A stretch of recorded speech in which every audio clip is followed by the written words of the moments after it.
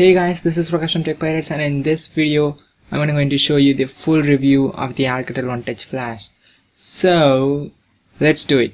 So this is one of the phones that actually comes under 10,000 in India. It's specifically in budget category. So starting off, the build quality, I'm going to say build quality is not all about the materials that have been used to build this phone. So it doesn't have any Gorilla Glass protection on front that you would get on the Redmi and the Eureka, and it doesn't have any metal rings around the phone. So it isn't going to be a deal breaker because you're just paying 10,000 rupees for this phone, and stop complaining because you know you're paying less money than usual and you cannot expect a whole lot in this phone. So usually some of the things of the budget smartphone are really bad. So two things on this phone are really bad. So those are the software and its camera.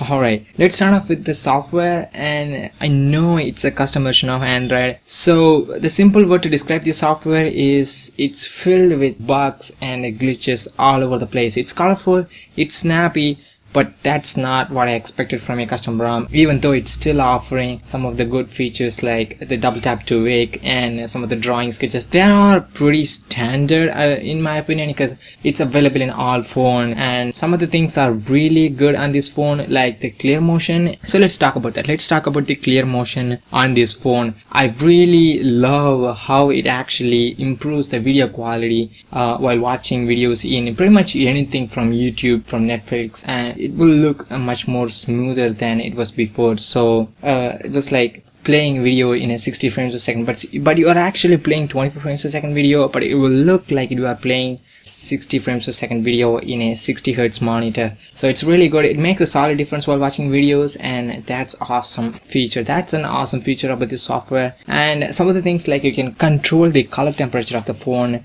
if you want to, but it isn't going to improve the quality of the panel, but it's still a nice feature to have, switching between warm and cool. So number two is its camera. It just terrible. It will look good through the viewfinder of it because the display is dominant, but I'll get to those in a minute. But if you are going to talk about the picture quality, if you zoom in after the fact, then you will be able to see that the overall noisiness in the images, that's something that I never really expected from a smartphone with a 13 megapixel camera. The megapixels are no longer going to be the selling point of the phones, because a lot of people are disappointed with the 13 megapixels of phones. People have to know that the megapixels is not an important part of a camera. So it's all about the quality of the images. So the camera and the software is the disappointment part of the entire phone, and I will be super happy if they updated the firmware to improve the quality of the camera. But I don't think that they will update the camera on that phone, because usually budget smartphones won't get that much of a pretty fast update to just remove a minor bug, because you know the CyanogenMod mod is powering the Eureka, because it's usually going to get much more faster updates than this one. So what about the performance of this phone? Because we have Redmi Note and the Eureka, which are all sitting in the same price bracket, and the thing that I found is it's actually handling games as you'd expect. It's just because of the Mali 450 inside of it, because it's one of the powerful parts inside this phone. So there's no complaint with the performance. I'm really happy with the performance of this phone for the price that you're going to pay for it. But you are going to get the same kind of performance with the Eureka and the Redmi Note.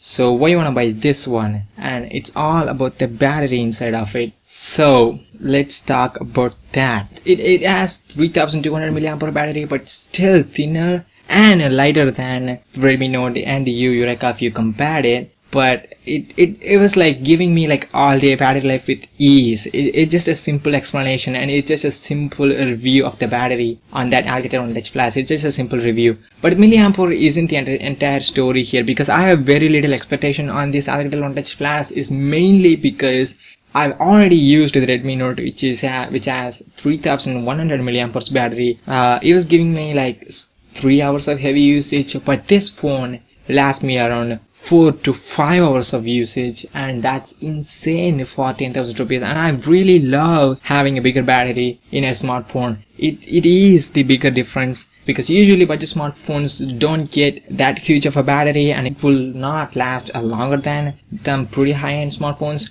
But I have used both three of them. I've used Eureka, I've used Redmi Note. I'm currently using the Alcatel OneTouch Flash and I'm happy with it just because of that battery. It's gonna be the selling point of this phone and I totally love it. Even though it has octa-core processor, MediaTek, everything that's inside of it, the battery is going to power it all day. That's pretty important when it comes to smartphone. And I really love having a phone with a bigger battery or a long-lasting phone. It's going to be pretty fine for me. So at the end of the day, should I buy it or not? So let's conclude it. If you want the best software experience like I do, then you definitely have to check out the Eureka, because it's giving me the best software experience for the money that you're going to pay for it.